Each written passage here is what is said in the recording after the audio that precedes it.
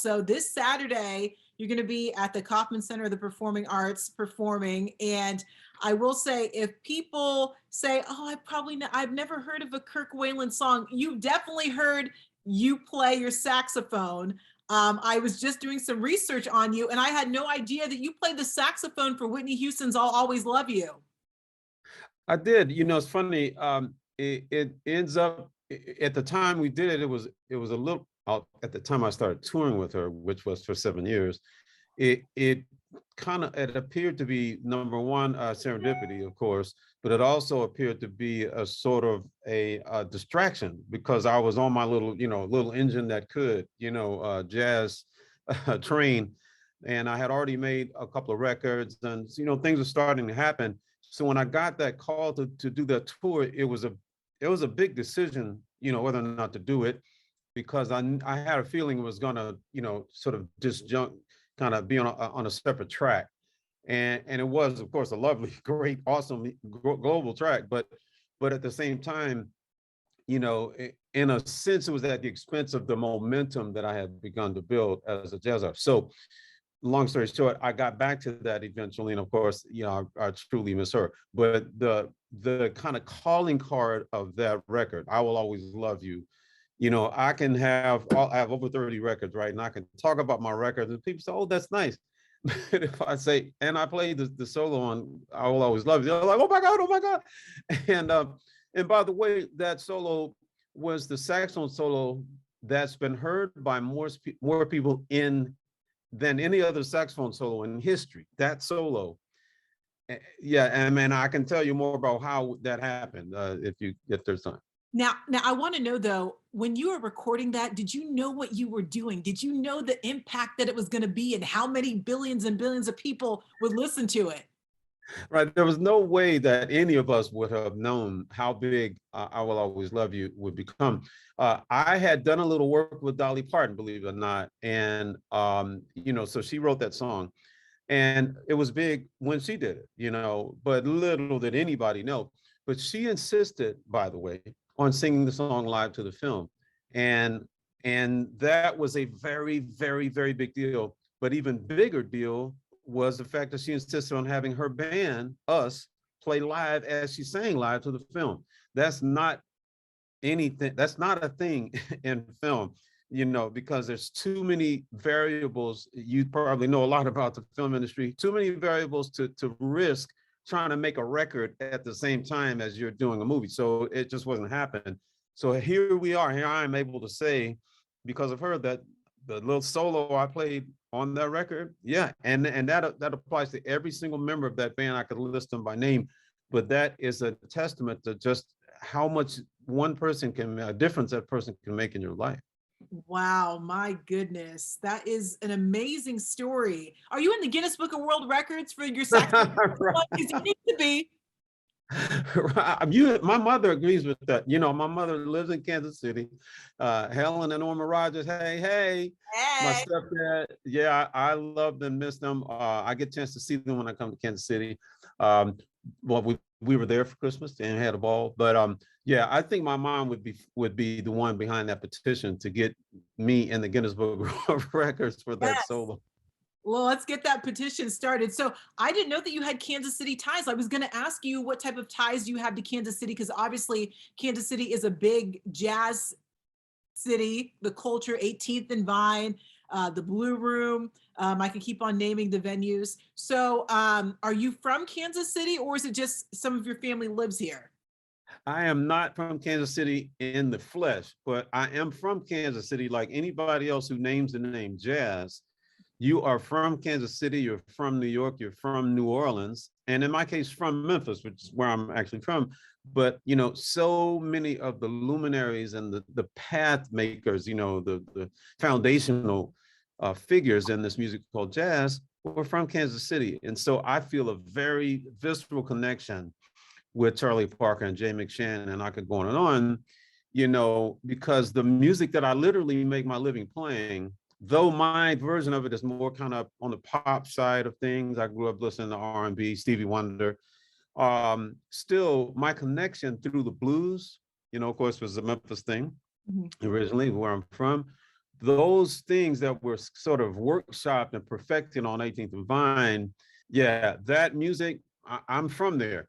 But my mom and dad have lived there now for, oh, over 30 years. Mhm. And so, when I go to visit my folks, I'm going to Kansas City. So I know a lot about Kansas. And I will be honest, I did not realize how cool a city it is until we started spending a lot of time there.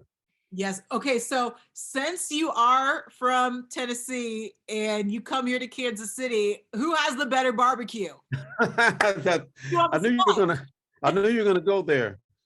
Yeah, so that would be Memphis. But but I'm still, willing to argue that point by virtue of somebody barbecuing for me and saying, hey, isn't this better? And I'll just have to, we'll test it out. You'll have to test it out. Look, I'm telling you, you already play amazing, but the barbecue is going to make it play even better. So this Saturday it goes down. The Kansas City Jazz Orchestra is going to be joining you. So how do you feel about the orchestra joining you? Because you typically play your saxophone on your own. What is the feeling that you get when the rest of the orchestra joins you for your performances? Right, thank you. Well, I do have a band. I mean, the guys who tour with me, guys and lady who tour with me, are, you know, unfreaking believable. But I am honored, truly honored to connect with the orchestra there, Kansas City Jazz Orchestra, for the first time officially. And, the guys have been excellent, in terms of preparing the music.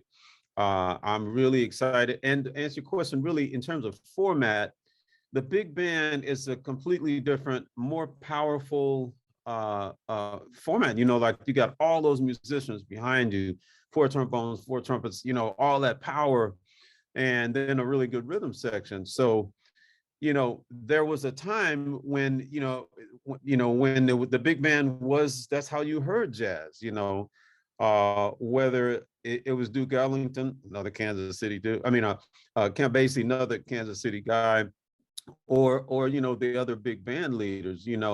Um, it was the sound. It wasn't quote unquote jazz as much as it was pop music. It's what people dance to.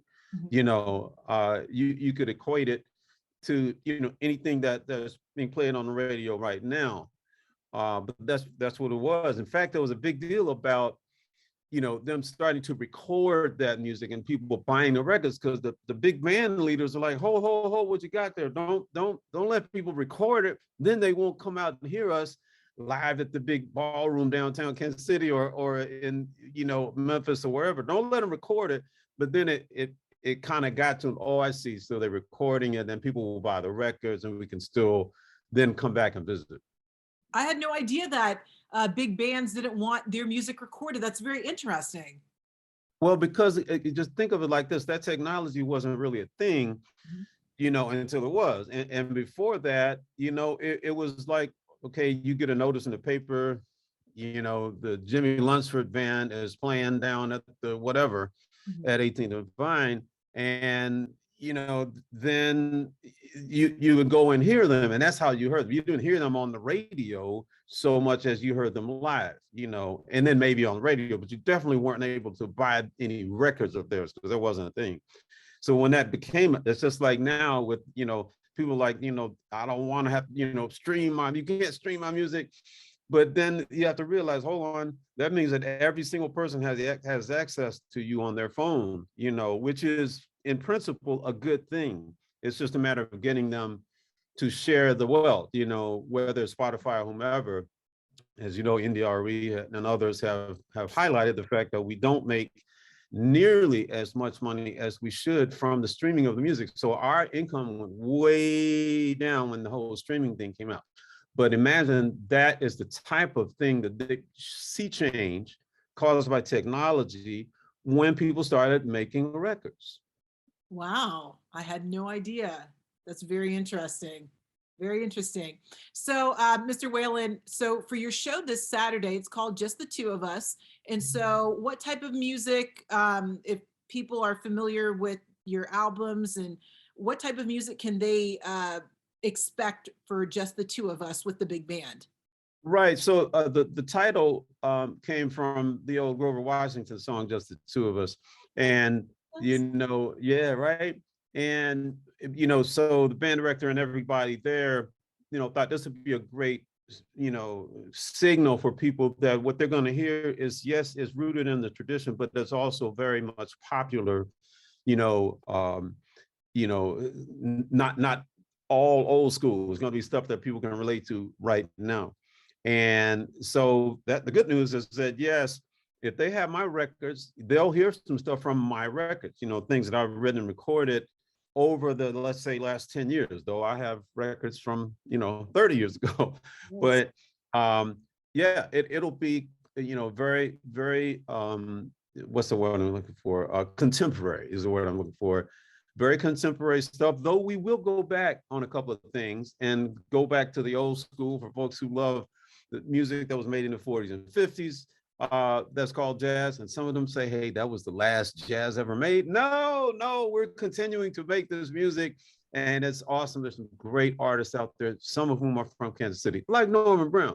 But yeah, so the concert will feature the big band kind of personifying the in the form of this big powerful organism called the big band, but it'll be a lot of stuff that they already heard on my records. Songs like "Do You Feel Me?"